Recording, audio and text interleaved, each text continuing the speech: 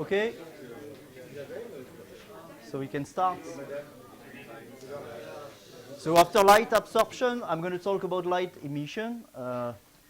So just to maybe for those of you who know me, I was from the IPVF for several years, and I recently moved to LPCNO, Laboratoire de Physique et Chimie des Nano-Objets, to the south of France, because I was more involved in photovoltaics. Now I'm closer to the sun, because in Paris area, I'm still looking for the sun. Okay, anyway, so the luminescence is really the key point in photovoltaics. We heard about quasi-Fermi level splitting on Monday, and I'm going to insist on that point, which is really an essential parameters in photovoltaic devices. We're going to see that we have seen that this is linked to the voltage of the cell, but this is also linked to the intensity of the luminescence signal. That's the main message. So maybe you heard that a PV device should emit a lot of light. This is like a classical sentence we have normally in mind. So a good PV materials should emit a lot of light. So a good PV device should also emit a lot of light at VOC. We also forget sometimes the end of the sentence. Obviously, if you bring the system, the device at short circuit, normally the carriers, they should move away, so you shouldn't see any luminescence because you bring the carriers in the electrical circuit, so you shouldn't see any luminescence. So just like I already give you the take-home message is like a bright device is a bright PV device, so if it emits a lot of light, it's a good PV device at VOC.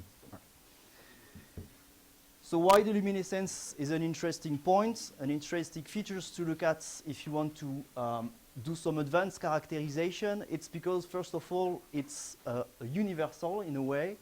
So if you go from the silicon to the more advanced concepts, such as hot carrier solar cell, intermediate band solar cells, or you're more interested in thin film solar cells, it doesn't matter really. They all emit a lot of light. They should emit a lot of light. So this is the first common point for all PV generation. Because they absorb a lot of light, they should absorb a lot of light. This is the PV device. This is the basic step, the first step of the photovoltaic effect. This is the absorption.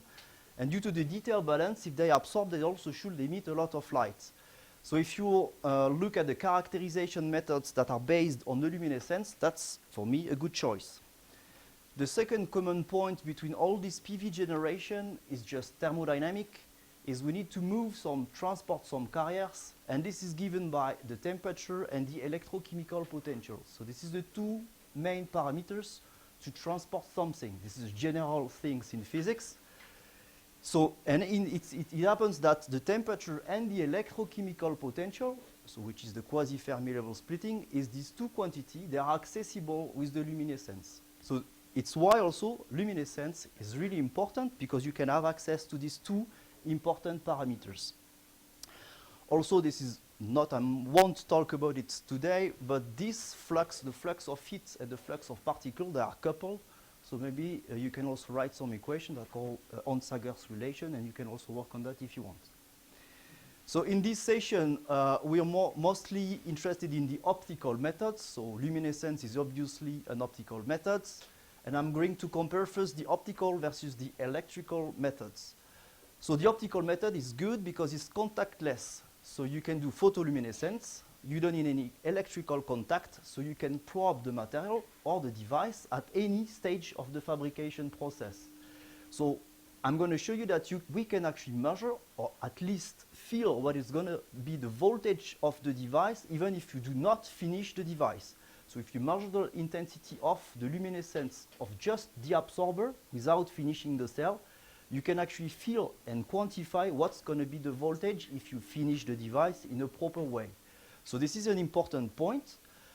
This is due to the photovoltaic effect. The absorption gives you the voltage, so you don't need the device. So we're going to see that in a few slides. So this is why this contactless method is also interesting for the industrial perspective, for example. You can probe the device, just the absorber before you finish the device. Also, if you do the electrical measurement, you need to finish the device, and you have like a global overview, a global idea of the device. It works or not. If you do luminescence, you can, in a local way, probe the properties of your material or your device. So the optical has this specific advantage, at least luminescence, is you can do image or mapping, so you can probe the device or the materials at a specific location, and you also get rid of electrical measurement artifact. But there is also optical artifact, but at least the electrical artifact can be cancelled, obviously. So I'm going to be a bit more specific now, and if you talk about luminescence, there are different ways to look at the luminescence. You can look at the spectral information, that's one way. I'm going to show you that you have access to the absorptivity, the EQE, the energy transition, the temperature. You can look at how intense is the signal, so this is the link between radiative and non-radiative rates. The spatial information, so you can have access to the electrical properties of a device, such as the series resistance of the device. And you look at the temporal evolution of the luminescence. You can also have access to the defect, the lifetime, all the transport properties. So to motivate a little bit the presentation is you have access to a lot of stuff if you do the things in a proper way. And because it's the, I think this is the, what is written in red is the new stuff to get some budget if you run any project. You said that you have a combinatorial analysis and big data because you have a lot of stuff at the output. So if you write big data in a proposal, you get the money. So if you want to get some money, then you write this red sentence at the end of your project. Normally the project is accepted and that's fine. Okay. So a few examples to continue on the introduction. I'm going to talk about first, second, and third generation and tell you that this is applicable. So if we look at the first generation of solar cells, so I'm talking about silicon solar cell, and I'm looking at the spectral information, what can I get? So this is a paper published in '95 where people from the luminescence spectrum, they could recover the absorptivity of the solar cells. More than that, they measure actually the absorption coefficient so it's actually in more than 10 order of magnitude sensitivity. So this is really nice. I just wanted to show you this. It's in '95 because it's now published again in 2010, saying this is nice and this is on perovskite, but this is known in silicon for years. Okay. So if you work on second generation of solar cells, so thin films, for example, I'm going to describe a little bit more this graph later on, but you can also have access to the EQE if you look at the electroluminescence. So for the spectral shape of the electroluminescent signal, you can actually recover the EQE measurement. And if you look at third generation solar cells, maybe you're interested in the carrier temperature for the hot carrier solar cells. This is an advanced concept. Then you can also look at the high energy tail of the PL spectrum, and the slope tells you what is the temperature. This is for third generation of solar cells, but if you want to measure the temperature of your absorber, for example, in situ measurement, if you know the absorptivity, then normally you can have access in an optical way without any contact to the temperature of your sample. Now if you look at just the intensity, how intense is the signal? For first generation solar cells, this is an example, I'm going to come back also to this point later, you have access to an IV curve without any contact. So we're going to see how it works later on. You can also measure the quasi-Fermi level splitting, so we heard that on Monday. This is the internal voltage of the cell.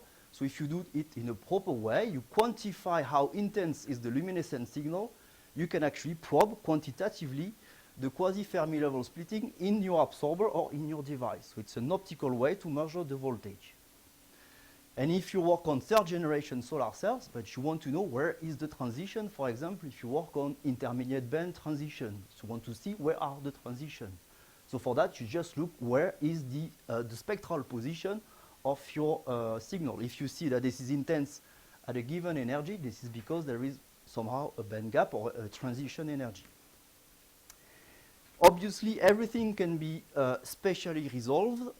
So then if you look at the intensity of the electroluminescent signal, with some tricks, you can find a map of the diffusion length. So it's a local measurement. On each point of the silicon solar cells, you have access to the diffusion length.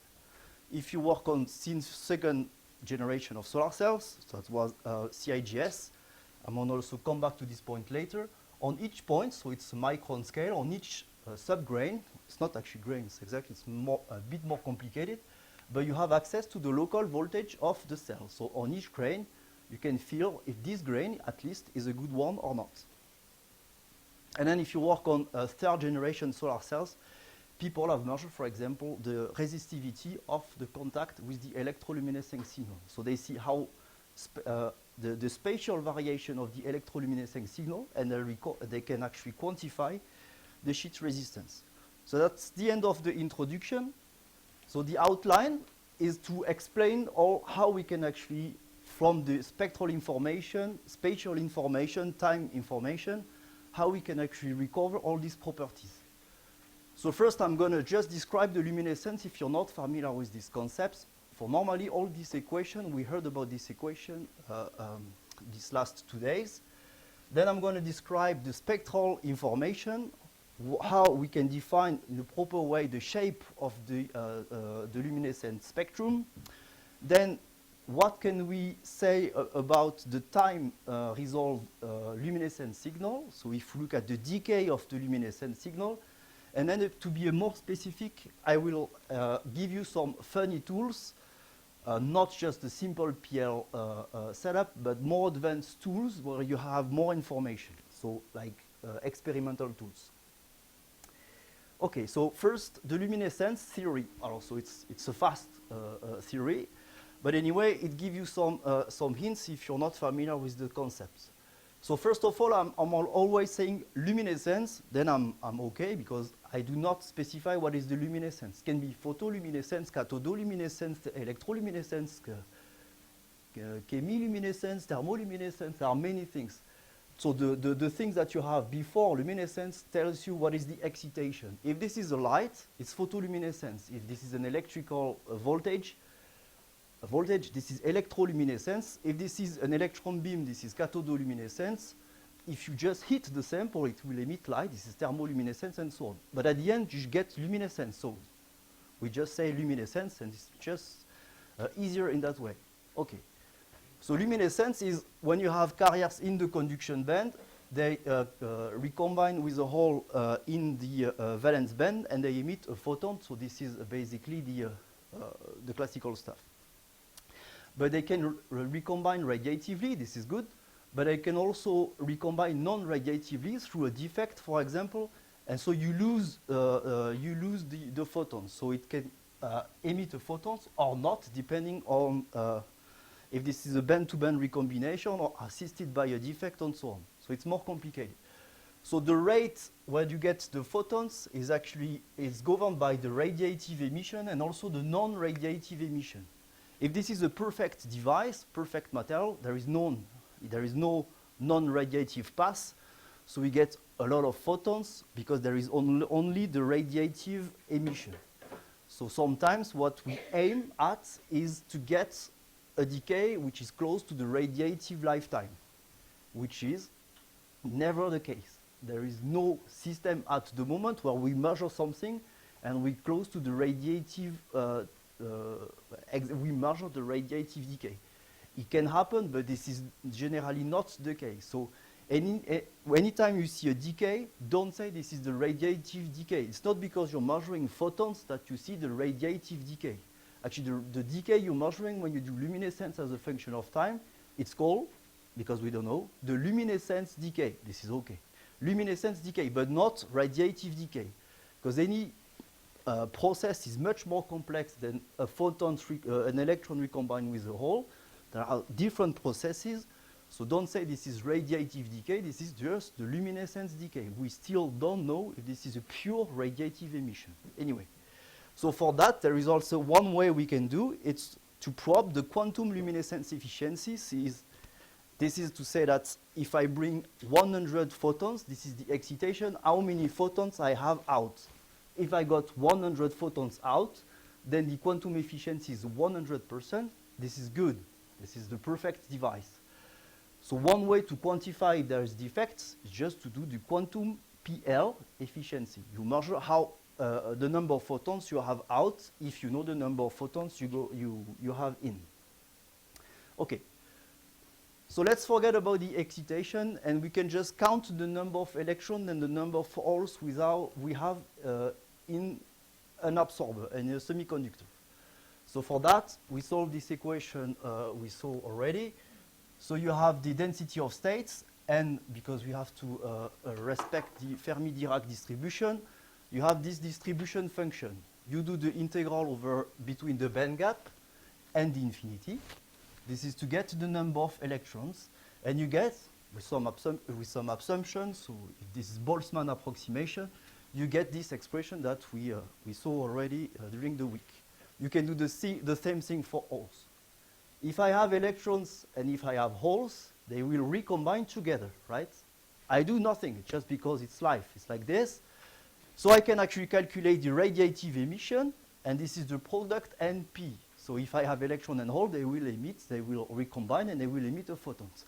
Still, I'm at equilibrium. I do nothing. It's just luminescence. So it means that if I do nothing, I take a piece of photovoltaic absorber, I have some light that is emitted. Why? It's because the atmosphere also excites in a way.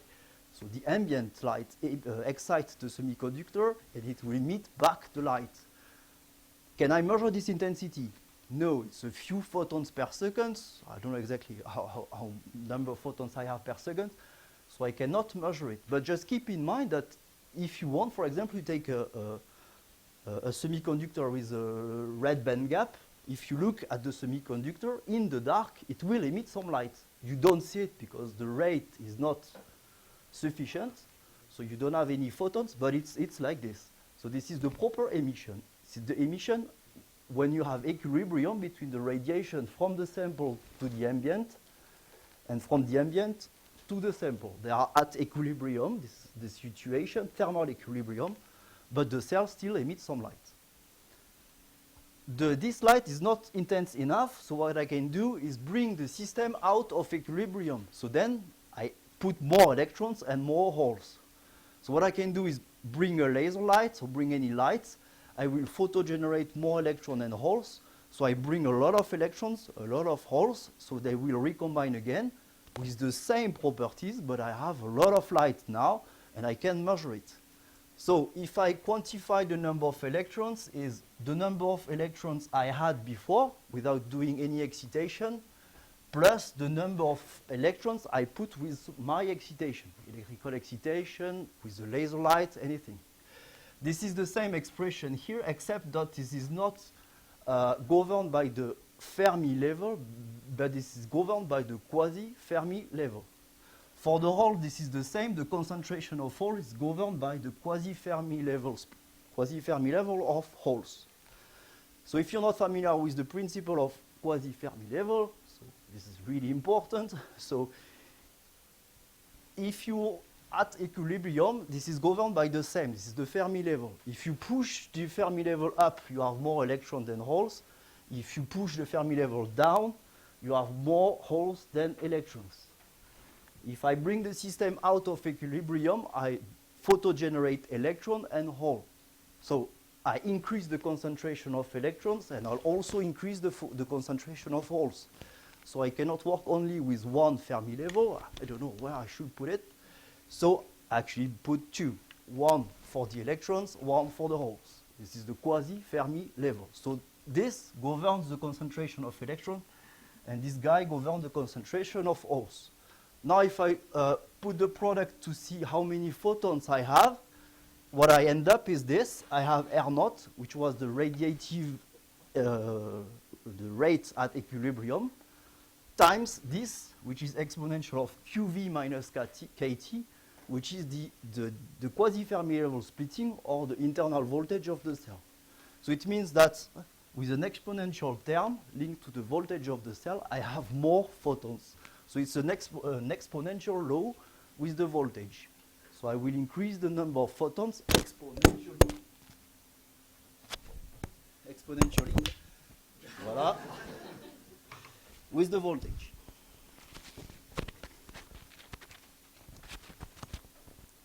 And this is called bimolecular recombination because I have two particles. Okay.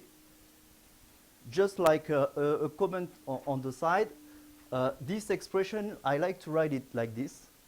It means that this is the quasi-Fermi level is governed by the concentration. This is the same expression. But if you're more chemist, it looks like the Nernst relation. So it's the electrochemical potential is linked to a reference level and the log of a certain concentration. That can be anion or cation. So it looks like the Nernst law because it's just Maxwell equation behind. But anyway, it looks like this. So it's why also sometimes we call the quasi-Fermi level splitting the electrochemical potential. There is no anion and cation. Here this is electron and hole. Okay? Okay. So if I simplify this rate expression in a low excitation regime, so I put a little electron and holes within the materials, and I'm assuming that this is a p-doped materials. So if you write this expression in this way, we govern by the intrinsic concentration of the materials, which is the doping, and we end up that the lifetime actually is more governed by the doping. Now, if you go to the high excitation regime, it doesn't matter if this is doped, p-doped, or end up, you put a lot of carriers with your excitation. So that delta N and delta P, the generated carriers, they are let's say, really, it's a large number as compared to the number of electrons already present. So what you end up is the lifetime is governed by your excitation. So depending on your excitation regime as well, the lifetime can change. So this is, we come back to this point later. Now, and we're going to see this in the tutorial. When is it? Thursday. Right? Thursday afternoon. That's the IV curve can be measured optically. So this is a tricky point. So I would like to spend like 1 minute on that.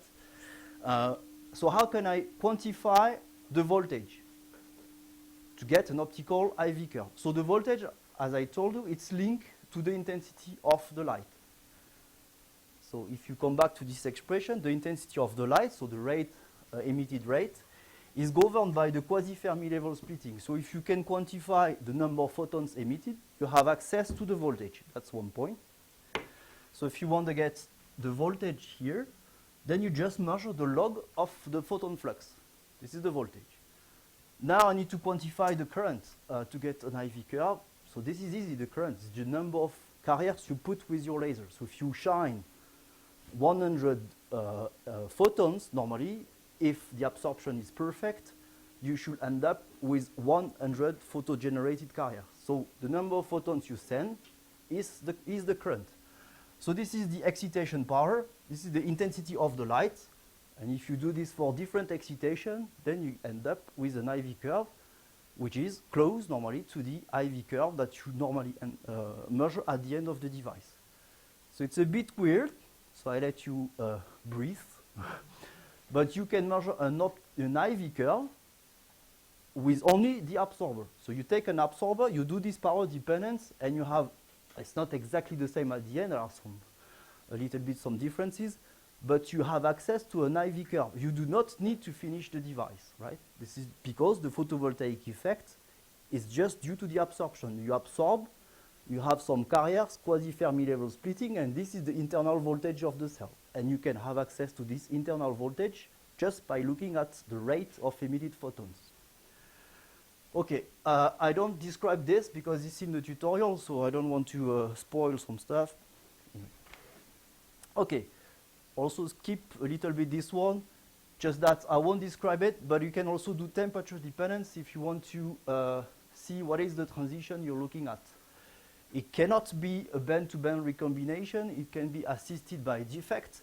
If you're more on the organic part, it can be an exciton regime, so the electron and hole pair are closely linked due to Colombian interaction.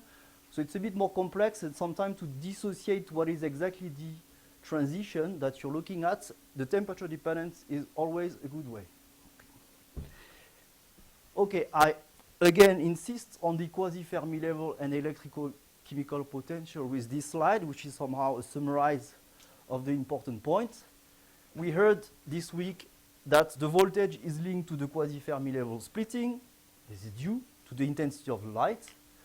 And because each of these potential is linked to the concentration, if you look at the gradient of this electrochemical potential, you look at the gradient of the carrier concentration, so somehow it's the current. So the current is also linked to the gradient of each of these two quantities. So to summarize, really important point is this, the importance of the electrochemical potential or quasi-Fermi level splitting. The difference is the voltage, the way they move spatially in depth in the device, it's linked to the current. Okay, so it also means that when you generate some carriers, they move. So you need normally to take into account this transport. So I won't describe this blah blah equation, but it's just the continuity equation. If you want to see or to model where the carriers goes when you do the excitation, you need to model with continuity equation. So when you put some carriers in the materials, they can diffuse. If they are charged, and they are, they can move because of the drift mechanisms, because you apply an electric field, or they can recombine. So if you take all these things into account, the diffusion, the drift, and the fact that they can recombine, you have access to the different way of transport. So there is something, I will also say this twice, because I often heard that when you generate the carriers, they stay in at the surface, because we heard of the Beer-Lambert equation, for example. So the photons are only in the first nanometers of the cell when you do photoluminescence. No, it's not the case. Would you generate here? Yes, but the carriers, they move away because they are in the space charge region, because they diffuse, because they do anything they want, but they don't stay where you generate the carrier. So you generate the carrier, but then they move, right? And they move fast. So it's not like the generation profile is not where you have the emission. So don't take the generation function like this is the way the carriers are in the materials. This is not the case. This is where you have the carriers at t equals 0, and t equals 0 plus they move away. Agree. Okay. It also means that, and this is this point here, that when you do confocal microscopy, if you know this, you have a tiny or local excitation. So it's a single point. The carriers, they can move in depth because you're using a device, for example, with a space charge region, but they can also diffuse laterally. So if you put the carrier on a local space, and this point is really small, like for example 1 micron, if the diffusion length is 10 micron, the carriers, they will move away from the excitation spot. So this is an issue in a way that if you want to quantify the signal, you need to take this artifact in a way into account. It means that the carriers, they will move away. So if you detect only where you do the excitation, then you won't detect all the photons that you have at the beginning, right? So what you need is a big detection spot, something like that, to take into account all the carriers, even if they move away. If this is a bit complicated in your experiment, take a big spot. So take a spot, a laser spot, for example, that is at least 3 times the diffusion length.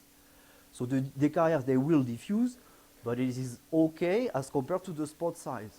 So if you want to quantify the number of emitted photons, take a big spot. Obviously, if you want to get a nice spatial resolution, well, it's complicated, but then you do whatever you want. This is your business. Anyway, so keep this in mind. Also a bit more complex on this basic things that you have to keep in mind, and if you do some photoluminescence, I already said this, so the generate function does not tell you where the photons are emitted. You generate the photons and then they move. Second point, if this is a device and not a materials, then you have a lot of layers, so it's always a good thing to compare a proper device and a pure absorber. Then, for example, you can lose the quasi-Fermi level because you have issues at the interface and so on. So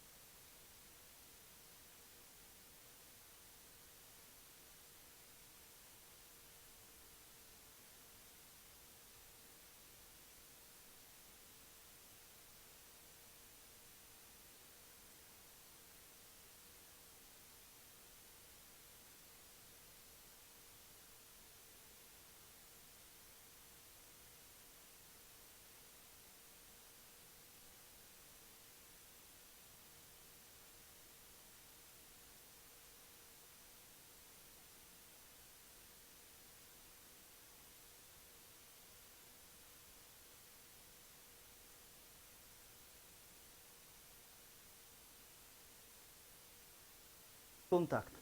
But you also put a light inside, so you can split the quasi-Fermi level inside the materials. So you do many things in the same time. So fortunately, Uwe solved this equation, and you end up with this. So the total emission, call this luminescence as a function of the bias, and not electroluminescence as a function of the bias, or photoluminescence as a function of the bias. It's actually the electroluminescence as a function of the bias, plus another term, which is the photoluminescence at short circuit current. So imagine that you have perfect carrier collection.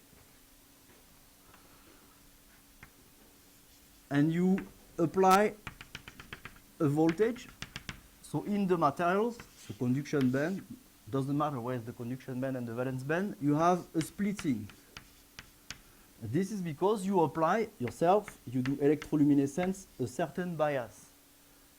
Then, because you're a crazy guy, you excite with some light. If the collection is really nice, anytime you put the carriers move away and this is collected. So what you should get if you put a multimeter here is an increase of the current, not the quasi-Fermi level splitting inside, because this quasi-Fermi level splitting is set by the voltage. So it's why normally, if you do this experiment should reflect this, which is electroluminescence as a function of the bias. So it's just an exponential decay, if the collection is really nice. If the collection is not nice, which is the case in 95% of the time, this little things here is not zero. So it means that if you do short circuit current, you still have generated carriers. So this is somehow another experiment.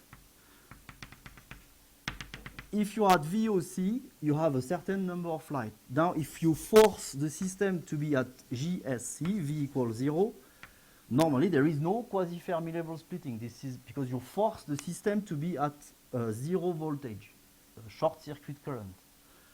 Then if you put some light, you put the carriers, right?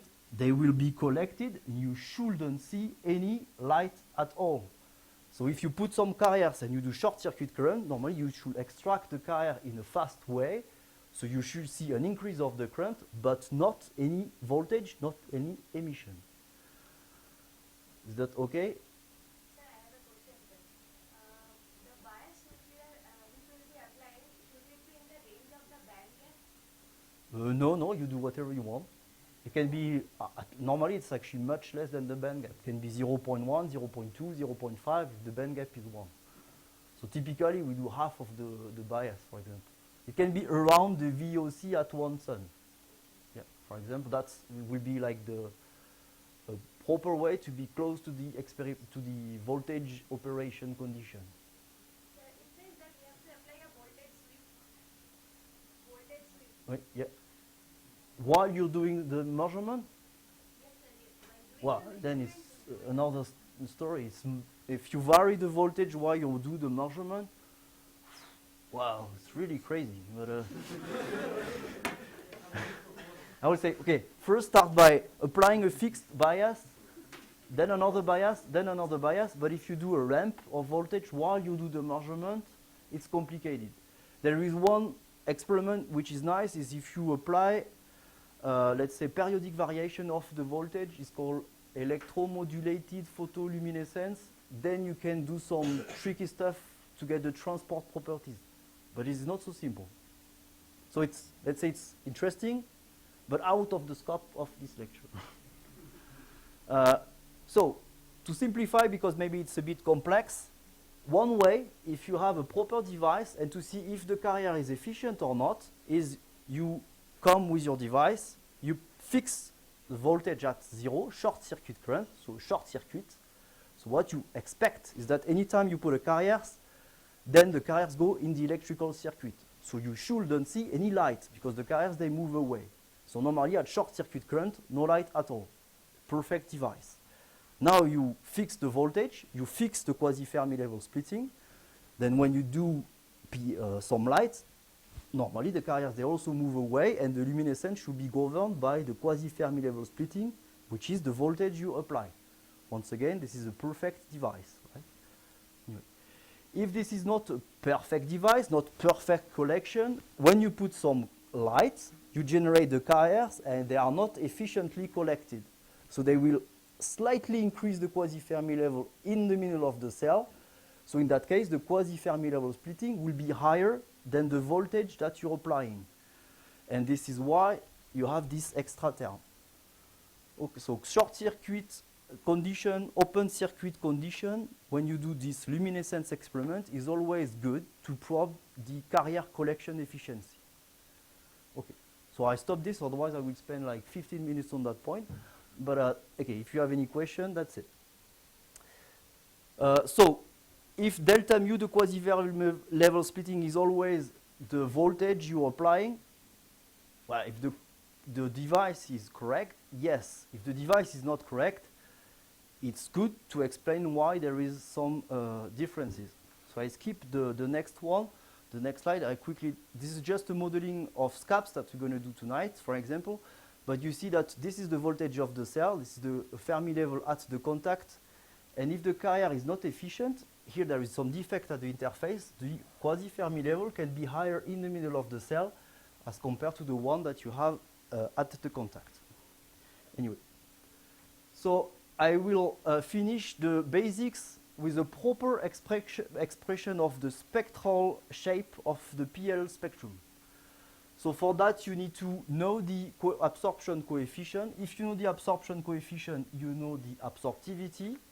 If you know the absorptivity, you multiply the black body emission, so it's the emission of your piece of materials, modulated by the absorptivity, and this is the photon flux out of the cell. So this, we will see, this is just the Kirchhoff law. So this is the black body emission modulated by the absorptivity. This is at equilibrium. Now if I bring the system out of equilibrium, I have the same emission times exponential of the voltage I'm applying, or the quasi-Fermi level splitting. So it's black body times absorptivity times exponential of delta mu over kT. So there is a proper demonstration of that, and we end up with another relation, next slide, which is called the the generalized Planck's law. Okay. If I am out equilibrium, I do nothing, no quasi-Fermi level splitting.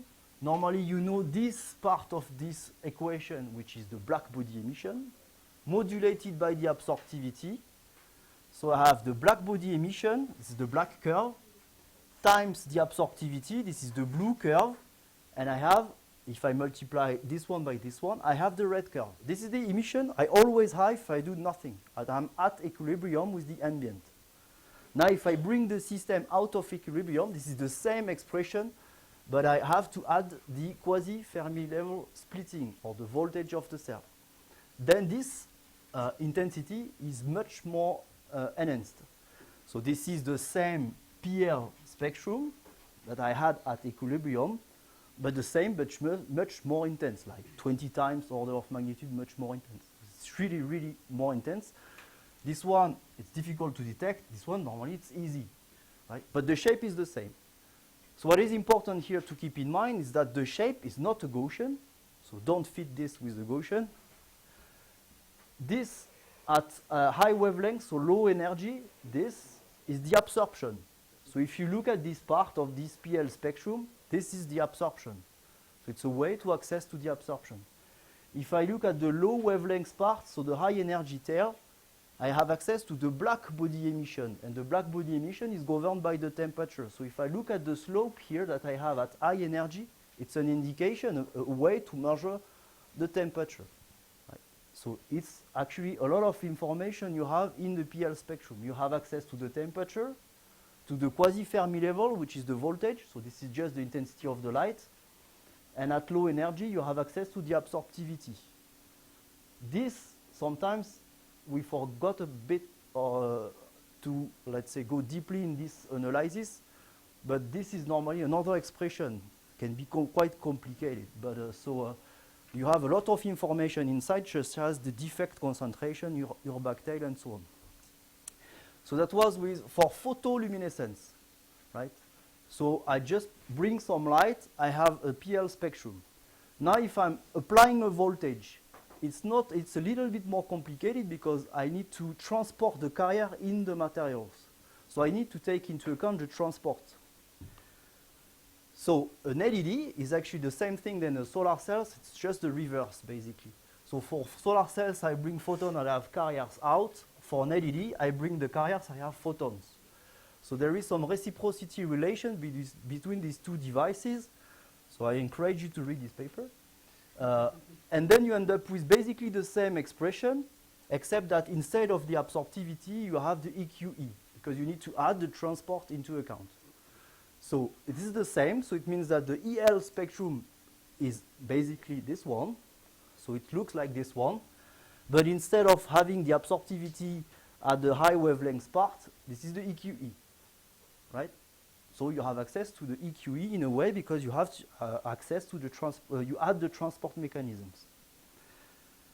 Okay, so normally you should be aware of everything, I know, basically. And then I'm going to show you some examples in the literature, the things that we can find. Okay, so first of all, what we can have from the spectrally resolved luminescence. So this is an experiment from 2005. So what I did, the sun PL, it's called this, like this, on silicon. So they probe here an IV curve. So they know that the intensity of the light is linked to the voltage. They know that the number of carriers they put in, it's linked to the current. So what they just plot this, the photo-generated carrier as a function of the intensity. And they have a different curve like this. They call this generation rate as the implied voltage. But basically, in a way, they have an optical curve. So they do IV curve and then compare this optical IV curve to the electrical one. To be a little bit more precise, the optical IV we have is more the short circuit current VOC curve. So it's the GSC VOC curve at different excitation flux.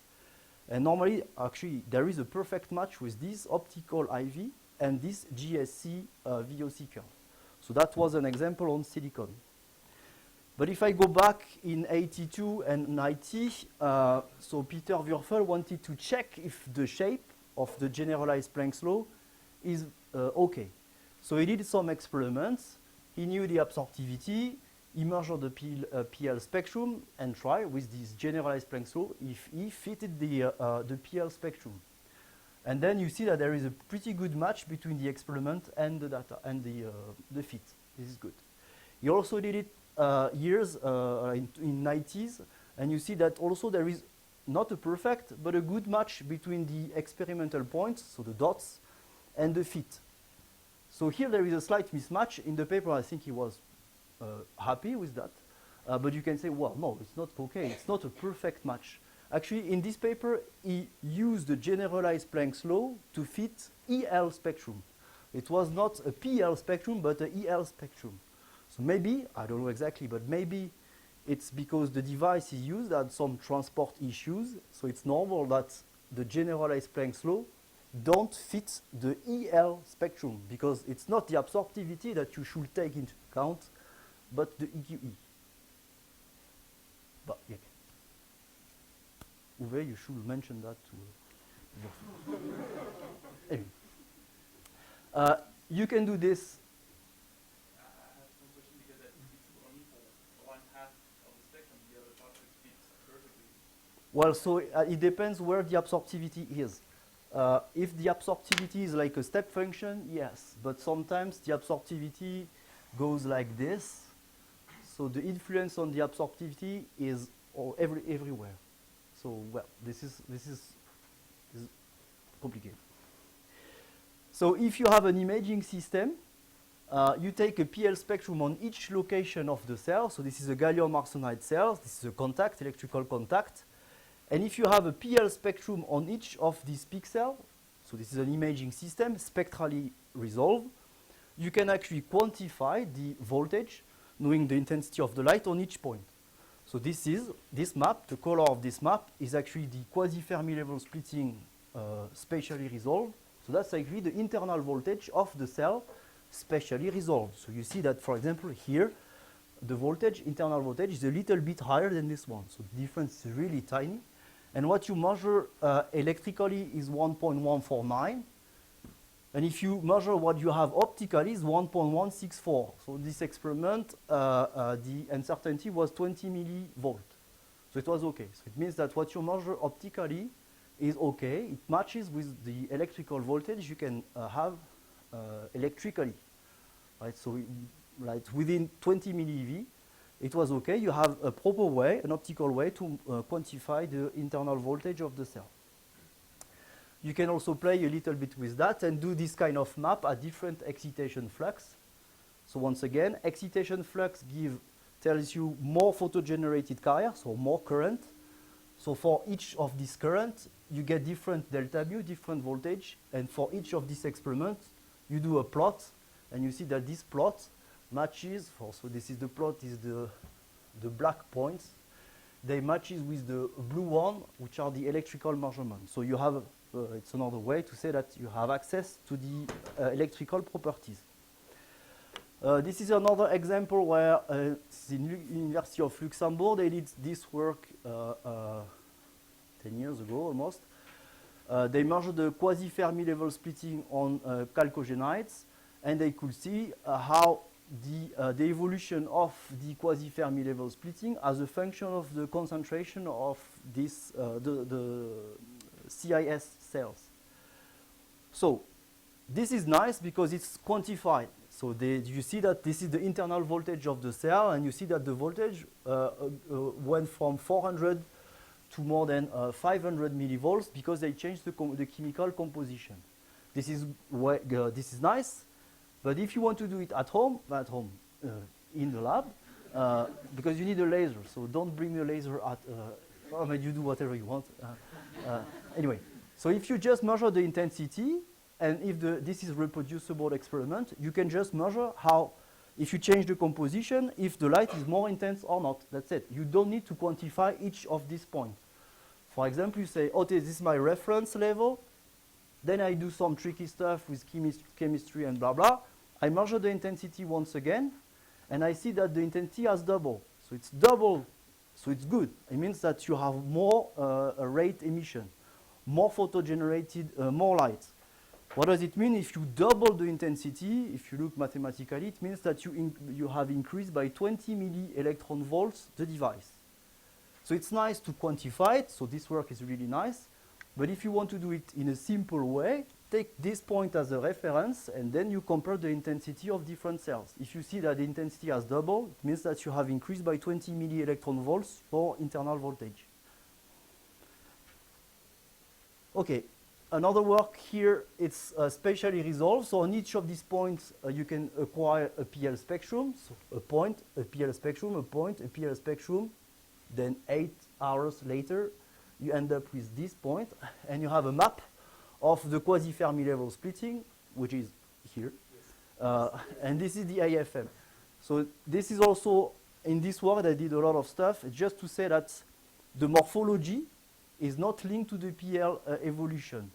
So you see that it's not absolutely linked. Also the PL emission, if you see this point, they did this work later on. They can have a SNOM, so a 100 nanometer spatial resolution, and you see that there is no correlation with the morphology.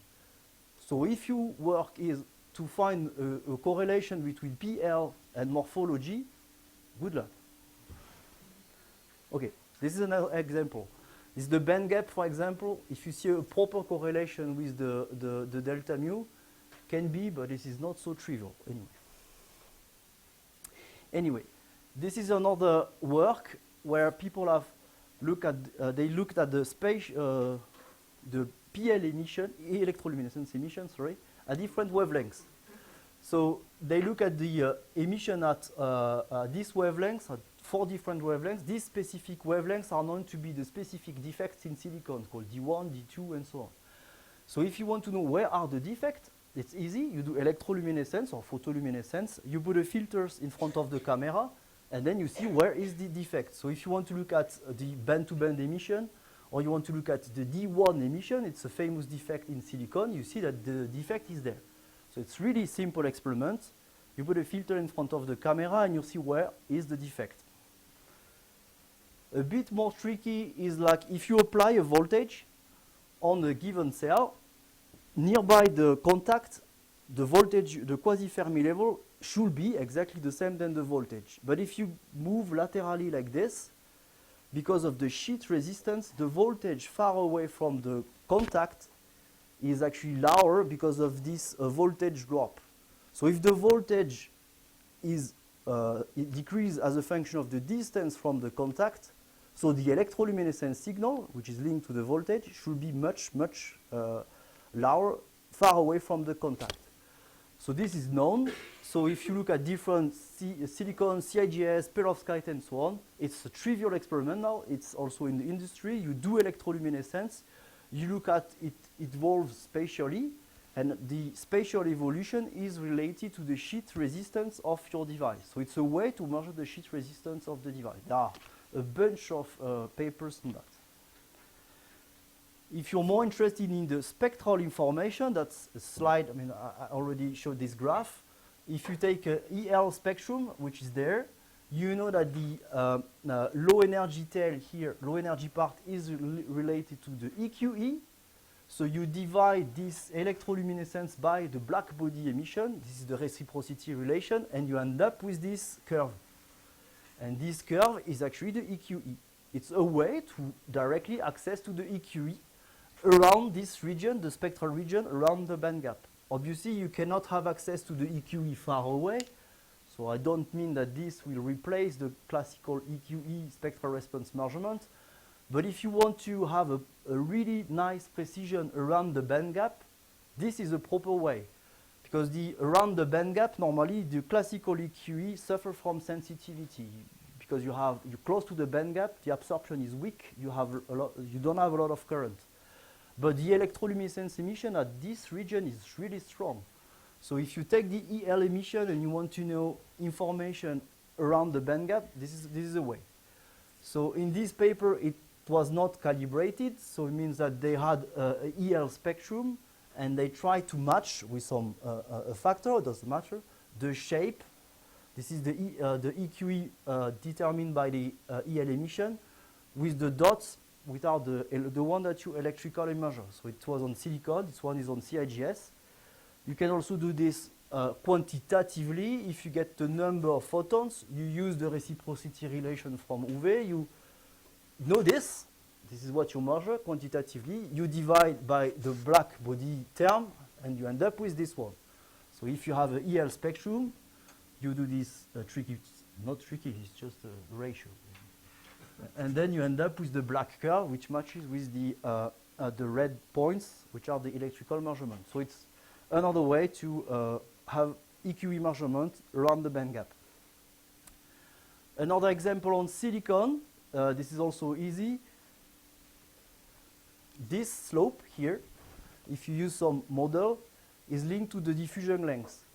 So if you have a point here, you get the intensity, electroluminescence at this point, and the electroluminescence at this point. It means that you know roughly the slope. So if you know the slope, you have an idea of the diffusion length. So this is what they did in this paper. They took two filters to select the intensity at around the band gap.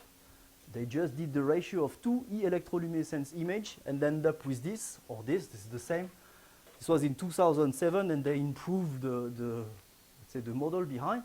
But this is the same thing. So at the end, they end up with this on silicon. This is a map of the local diffusion length. So experimentally, it's really easy. You take an electroluminescence image, you change the filter in front of the camera, you take a second electroluminescence image, you do the ratio, and this is it. Almost.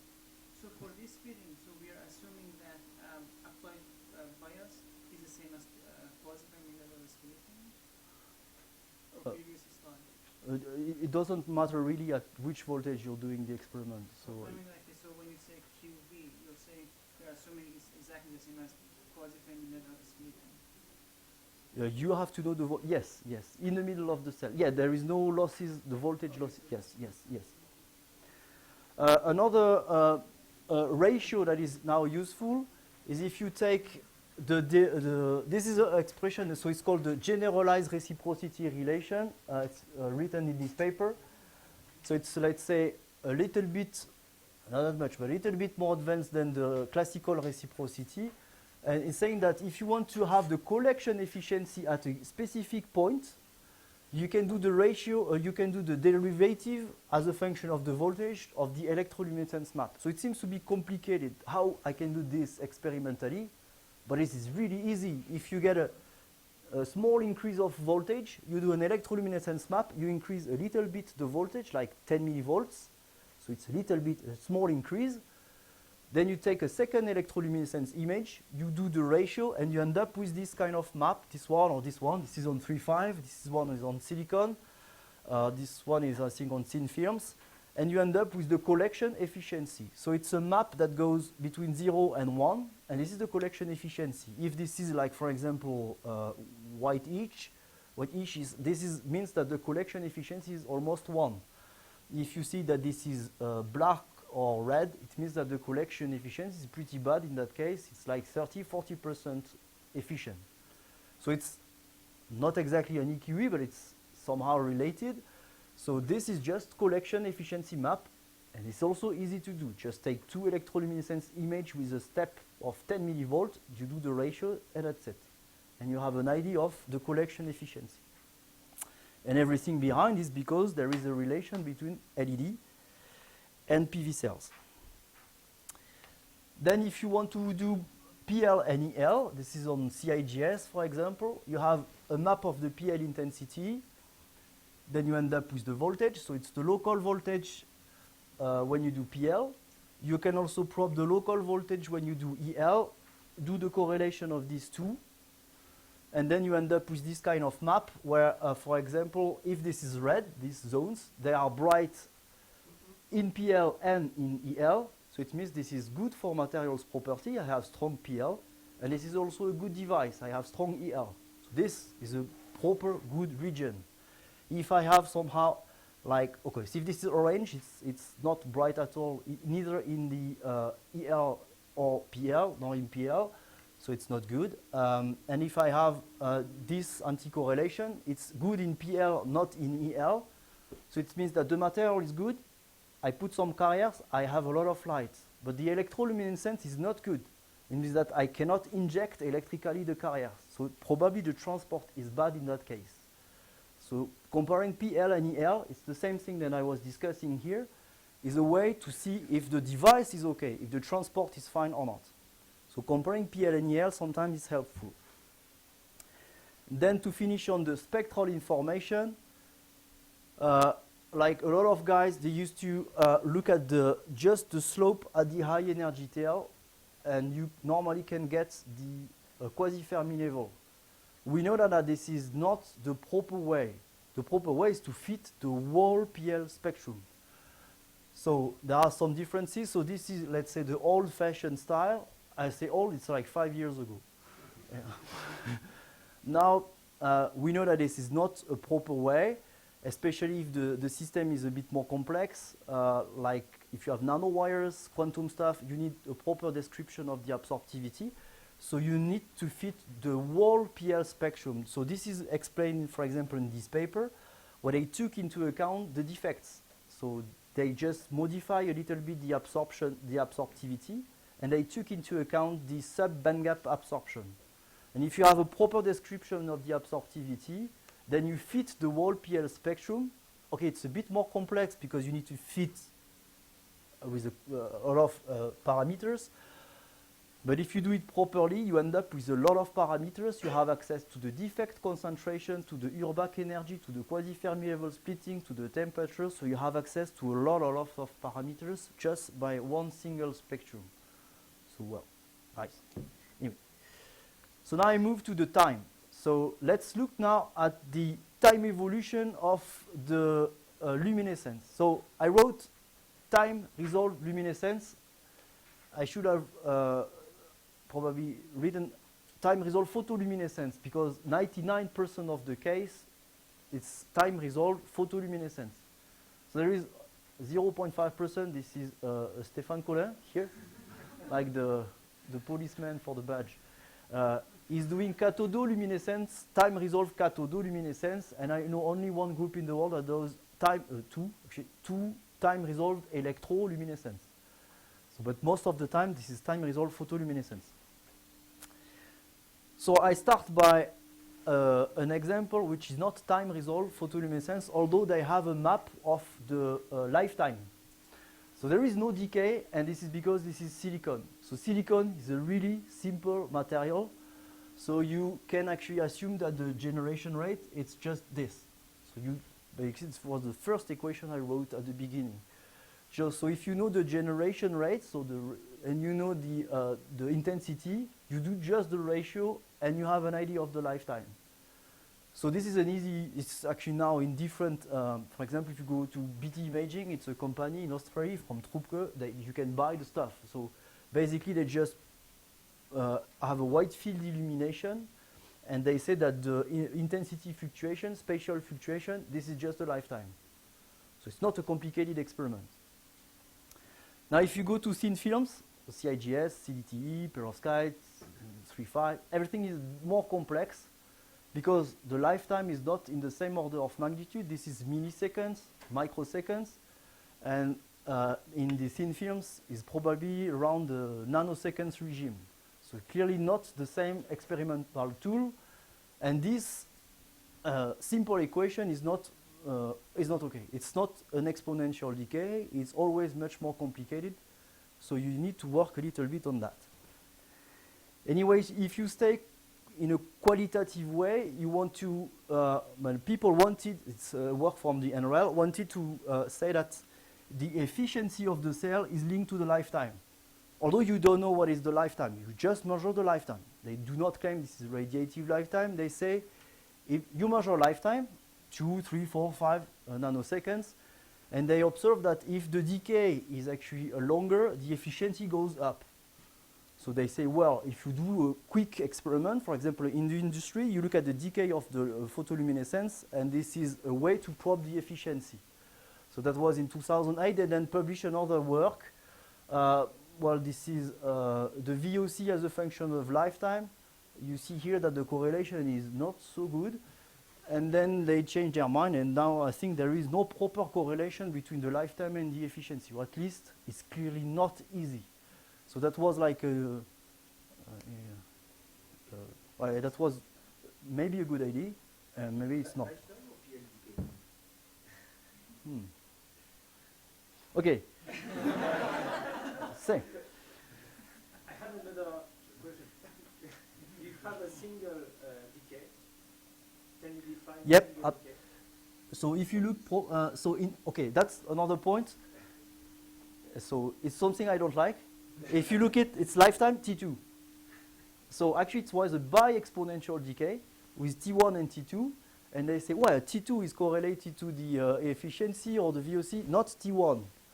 Well, how many questions behind? What is T1, what is T2, and why you take T1 and not T2? And so if you don't understand, then work a little bit more. I say that because actually it's a kind of joke, because like 5 years later, they actually put some proper rate equation. I'm going to describe this like in 3 slides.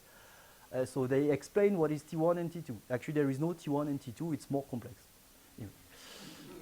Anyway, so on this, anyway, the lifetime is also, even if you cannot quantify, because this is not a single exponential, so you cannot say this is a lifetime, it's things. Anyway, you can probe at each point the lifetime, and you see at least that there is some degradation, because there is at least something that is like easy. If this is really short lifetime, well, this is not good. So if you see that the decay here is really low, it means that probably the device, for some reasons, suffer from defects, for example. So here, this is a study on, I think, CIGS with some passivation with gas one. But you can probe if the passivation is efficient or not. And this is a passivation, for example, also on CIGS, where you put CDS or not. If you put the buffer layer, you see that the lifetime increases a lot. So it means that the buffer layer helps to passivate the surface. It's difficult to quantify, and here it was mono-exponential, or at least it was easy to fit. But then it's not always the case. So if you take perovskite, for example, you don't know if this is it's not a mono-exponential decay. So you can fit by a bi-exponential decay. I found one paper where they fit by 4 exponential. well, you can add a fifth one if you want, but then at the end, you don't know what you do. So maybe it's just because it's not a bi-exponential, neither a third, anyway, just more complicated. So keep in mind that this, especially if you say, I'm going to fit by a bi-exponential decay, this is radiative and non-radiative decay, well, no, this is not the case. So the luminescence decay is like, in parallel, it's a lot of things, but it should be a mono-exponential decay. So if you have an excited state, a decay here, and another decay, different paths, but you're looking at this level, this is not 1, 2, 3, 4, 5 different exponential. It's going to be a single mono-exponential, and the lifetime will be the sum of all this one. So it's still a mono-exponential, but not like this, right? You can have bi-exponential, but this is more complicated. It's because you have, for example, a decay. This one goes back and forth and so on. So in that case, you need to solve. Actually, this is this rectangle. I'm spoiling myself. It's the rate equation. Anyway, but maybe also because you're changing the recombination regime. So this is a paper on perovskite. So as a function of the carrier that you have, you may have Auger recombination, which is the case that at the beginning. But as you have less and less carrier, you change the recombination mechanism. So it's just because you're changing the recombination mechanism as a function of time. So then you need to find a proper description of all this recombination, taking into account the carrier concentration. If you have some defect, which is the case in CIGS and perovskite, so this is a work from NREL, for example, I took this defect like this, and if you solve the rate equation with 1, 2, 3 levels, it fits the TRPL decay. This system actually works as well on perovskite, so this is the same. But you need to solve the rate equation. Sometimes, it's not often the case, but you have bi-exponential, it fits pretty well, and this is because you have two different zones, and this one emits with a certain decay, this one emits with a certain decay. And so if you put a detector on the top, you detect two different spatial regions. So it's one spatial region and a second spatial region, that's it. It's just because you have two different layers. Sometimes the band gap is so close that this is the same band gap with different defects. So it's actually kind of two different zones. So it's not often the case, but it can happen. Just a slide that you don't have is this one. If you want to fit by rate equation, which is now, like say, a common thing in CIGS, perovskite, don't fit a single decay. If you have a single decay, you can put a lot of, you have a rate equation, means that you have also a lot of parameters. The decay time, you have two decay here, another one here, the density of defect, you have the density in the conduction band, you have a lot of parameters. So if you fit a single decay, it's not sufficient. So at least take 3 different experimental conditions. So 3 different excitation power, or 3 different temperature. You do whatever you want, but you change something and you know what you did. So if you change, you take 3 different generation laser excitation, then you should be able to fit these 3 decay while varying only the generation function. If you change the temperature with the same excitation flux, you should be able to fit these 3 decay by only changing the temperature. If you're able to do so, then it means that the rate equation is consistent and the output is okay. So in perovskite, a lot of publication, it's only on single, they fit by rate equation and that's it. So obviously there is a paper from, it's Thomas Hunold recently, that found in the literature a lot of variation, and this is because actually it's not done properly. You need to do at least 3 different variation experimental conditions. Otherwise, you can fit anything you want. So just if you use rate equation, it's okay. Then you're gonna fit something, but do it properly. So that was the message. I should have written the paper anyway. And to finish on the time of variation. Electroluminescence as a function of time. This has been done on organic solar cells. So you don't have a pulsed light, but this is a pulsed voltage. So you excite with the pulsed bias, and then you look at the decay after the pulse. It's electroluminescence. So this is more on the how fast is the transport mechanisms. The difficulty with this kind of experiment is the temporal resolution. It's actually pretty bad, so it's difficult to have a resolution of more than, let's say, 5 nanoseconds. So for thin films, it's quite complicated. So on these cells, it was okay because it's in a microsecond time scale, but this is difficult on some materials. There are also the modulated luminescence that's been done for like 10 years. What you do here, you modulate the excitation flux, and then normally, if you modulate the excitation flux, like the laser light, the PL should also be modulated. But then if you increase the frequency of the excitation, somehow the carriers that you photo generate, they cannot follow. This is too fast for them.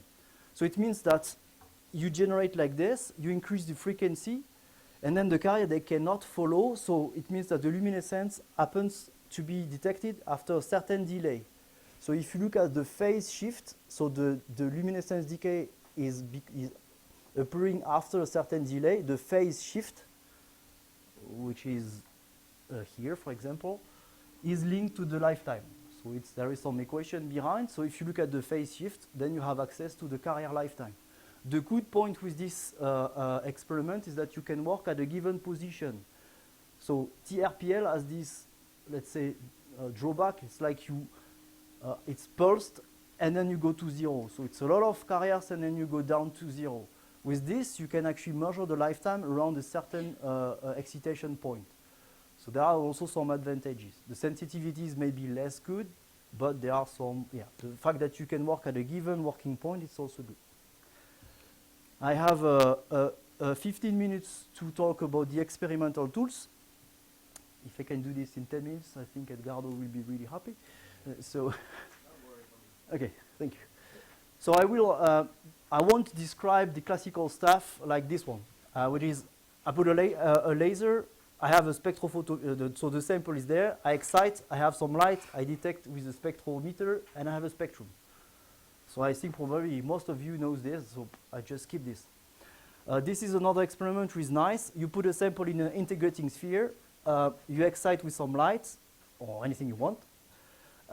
You know the photon flux, and because this is an integrating sphere, you can quantify the number of photons emitted. So this kind of samples in an integrating sphere sometimes is really useful to get the quantum PL efficiency. So you quantify the number of emitted photons. So if you want to know if you have non-radiative path, this is a good way. One of the most known experimental tools is confocal microscopy.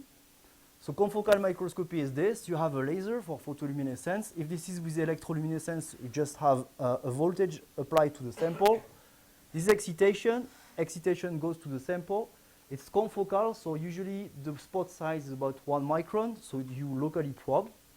You have diffusion of the carriers, but it doesn't matter if you don't care about the intensity. Then the light goes there, and this is collected by a pinhole or a fiber. It means that you collect only where you excite. This is called confocal microscopy with hands. It's like this. So it's tiny point, this is the excitation, and the collection is exactly at the excitation point. So the spatial resolution normally is pretty good, like around 1 micron. So if you have polycrystalline materials, you map, you move the sample, and then you have a map of whatever you want. The detector can be just a single a PM diode, then you get an intensity. If you have a spectrophotometer, then you get a spectrum at each point. And if you have complicated stuff with time delay, you can measure the decay time at each point. But then you have to move the sample, and this is called scanning. So it's what people are using the word scanning. You have to scan something. It can be the laser beam or the sample. Before I move to the imaging system, what is the wavelength here? You have to select the wavelength. So imagine that the band gap is 1 electron volt, not 850 nanometers, for example. What has to be the wavelength?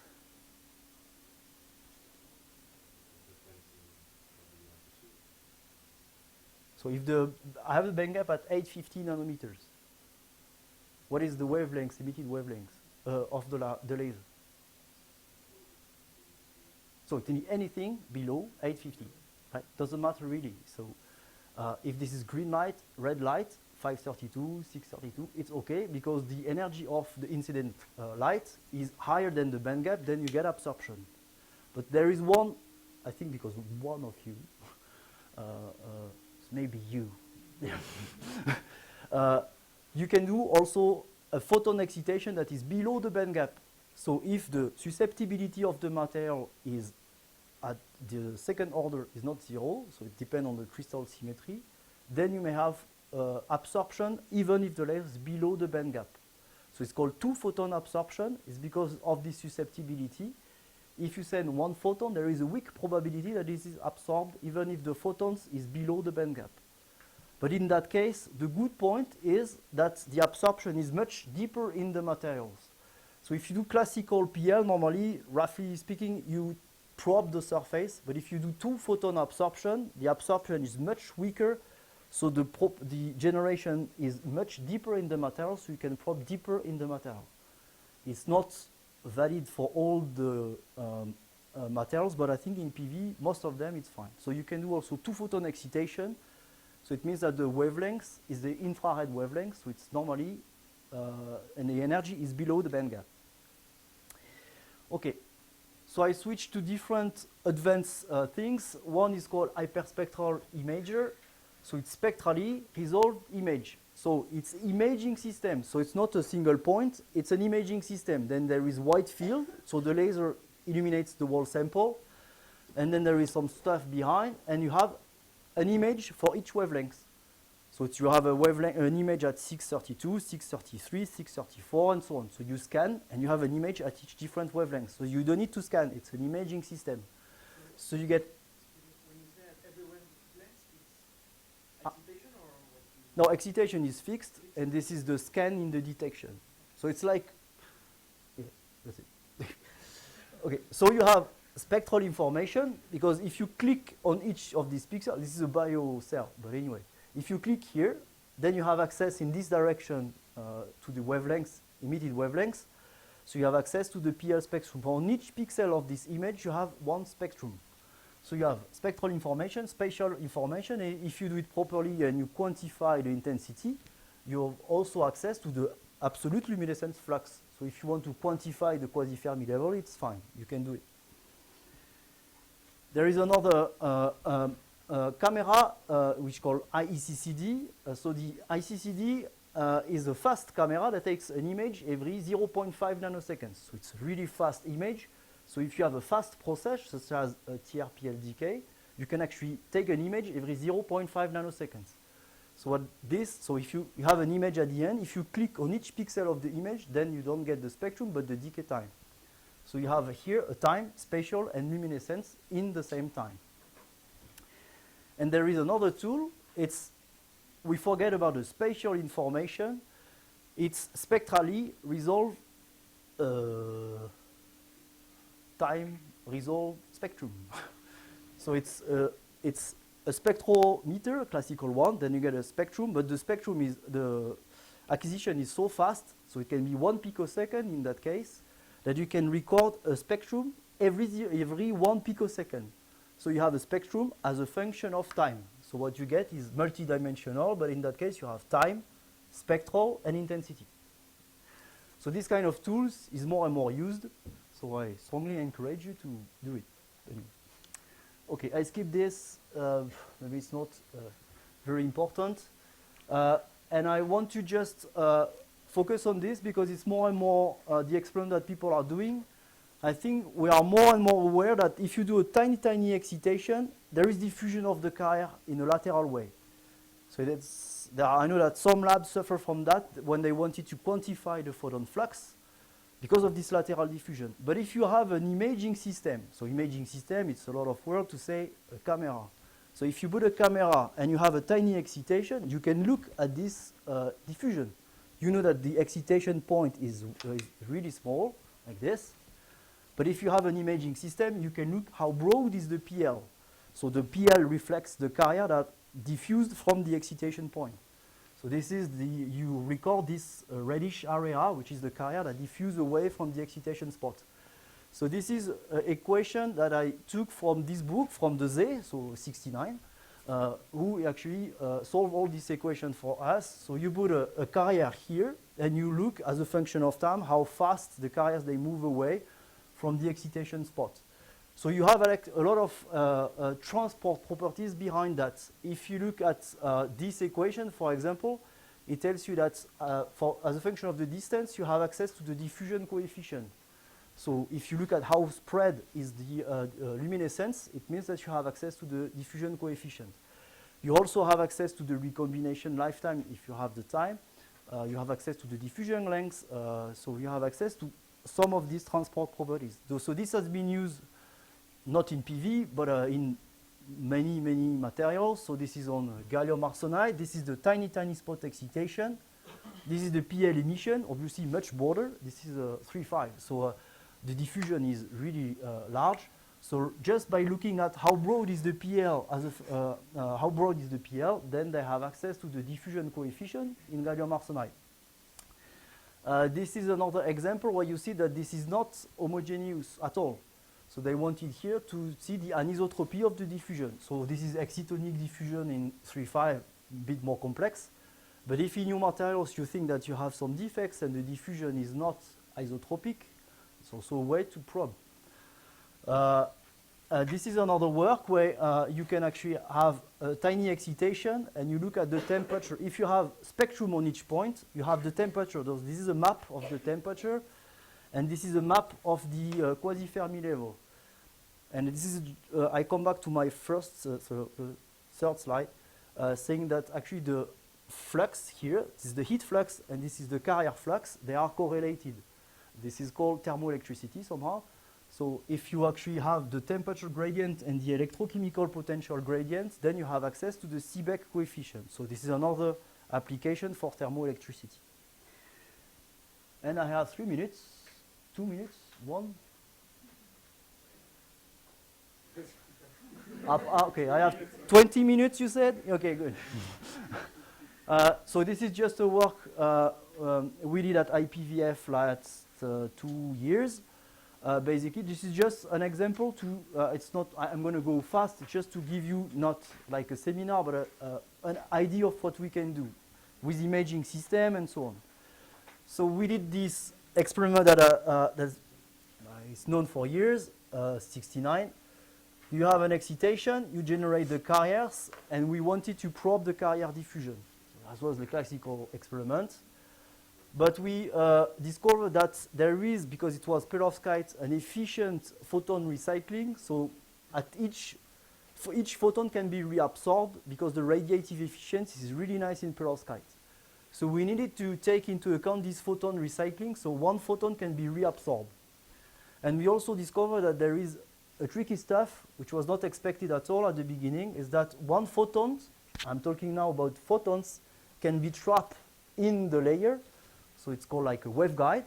So because of this waveguide stuff, the photon can be propagated far away.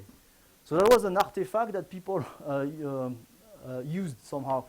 They did this local excitation stuff here, and they measure like 100 micron away some luminescence. So it was a science paper. And they say, well, if I detect 100 micron away some luminescence, it's because the carriers, they diffuse until that point, 100 micron. So I have the world record in terms of diffusion length, 100 micron. Well, calm down. This is not at all a carrier diffusion. This is just because it's propagation of the photons within the layer. So this is optical artifact. So in that case, okay, think about it. Otherwise, it's not so good.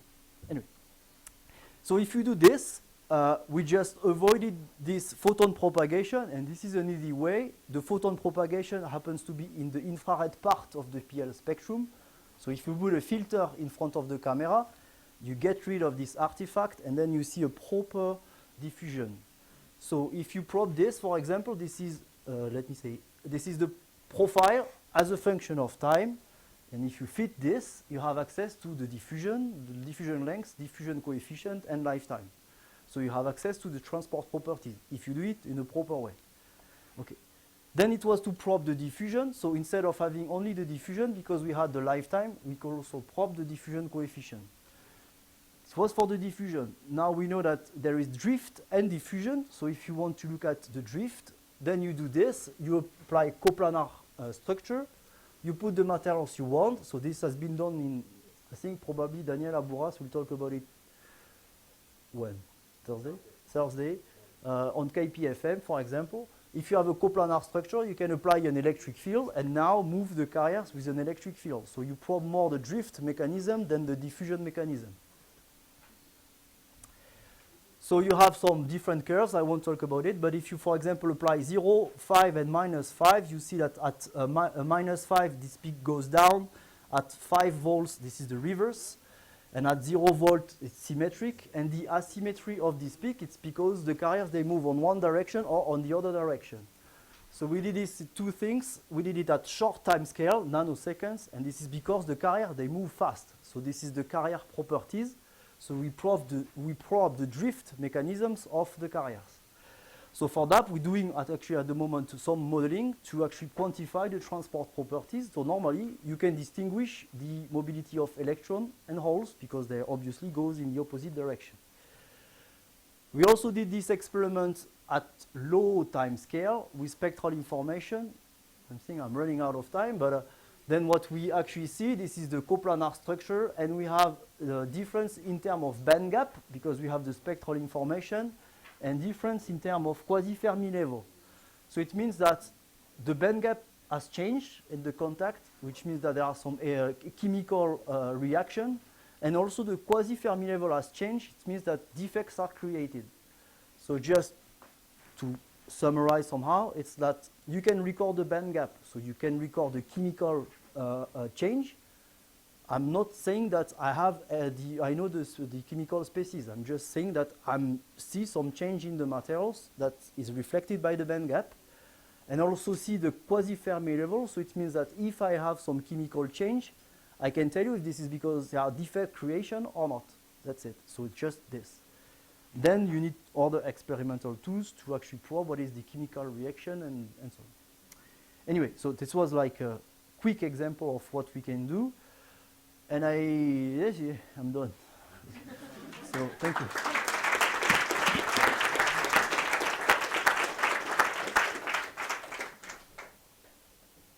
Let's take a few minutes for a few questions, if you are not too tired. I'm thirsty. Yes, Ube. Maybe I missed that point with this about this nature energy materials. There's one lecture lesson for the young people here that if you do very sloppy experiments, you still can make it in nature. Yeah. And I was thinking a lot about how to prove that this 100 micrometers are wrong. And miss your point is that you simply put a filter. Yeah. So. Maybe if you go back to the slide because it's really instructive. This one. This one. Cleared that up. Oh, there's the other one. I think that's. There are actually two. Is this one or this one? This one. That's nice. So, I mean, you detect. What those people did in this long paper is they just looked away from the excitation spot and detected photons and said, okay, these photons come from the diffusion of the charge base. And they just disregarded that photons themselves can migrate in the. Yeah. And that's kind of light tracking. So It is, it's yeah. connected. I think that's really a nice lecture. And photons really get around. And they get around, especially in these materials where they can be reabsorbed and reutilized by just. And how did you bring it So, like, simply speaking, is like if you have photon propagation far away from the excitation, you have a shift in the PL spectrum. So, like the infrared part is still moving away, but the high energy part is reabsorbed quickly.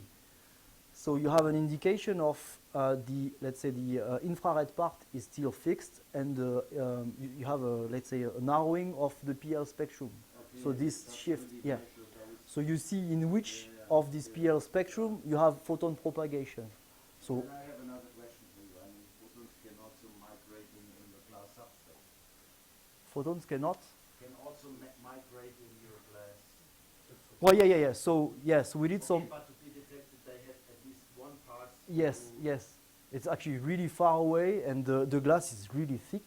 So I would say chances are not. Even worse. So I mean, Yeah. if the glass is thicker, photons can Yeah. travel a lot of.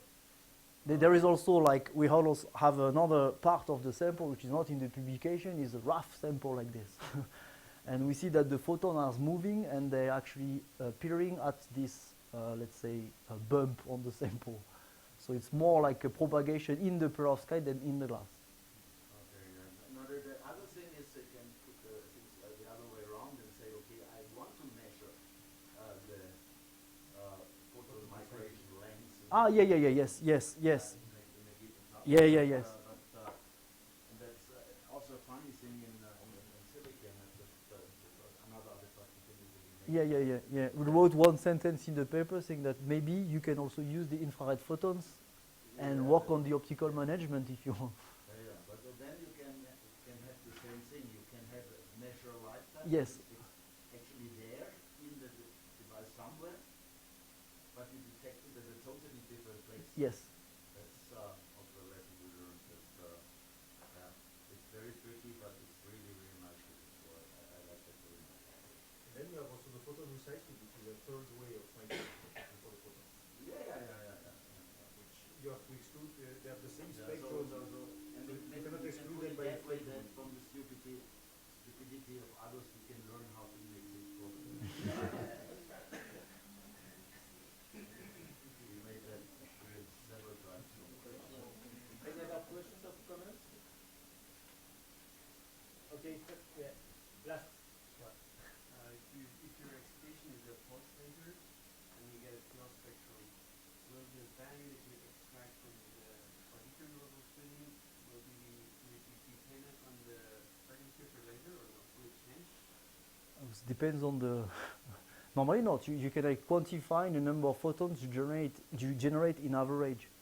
So, but it's actually tricky. We normally avoid to do that. If you just want a single spectrum, we avoid to excite with a pulsed light, because otherwise you generate a lot of carriers in a short time scale.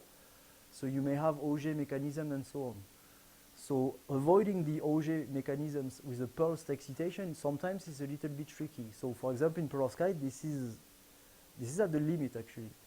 So I will say avoid that to excite with a pulsed light, unless you want time resolved stuff. So if this is just to get a single spectrum, you have to do a power dependence and make sure that the PL spectrum is the same. So this is one point, and the second point is that the evolution of the intensity follows a normal rule, which is Shockley-Reed-Hall recombination or radiative, but not Auger, and this is stable with time. So perovskite, for example, if you do pulse light, and the perovskite is not so good, then you see a spectrum, and you see that the spectrum is going down until the sample is burned. Then you go home. Yeah.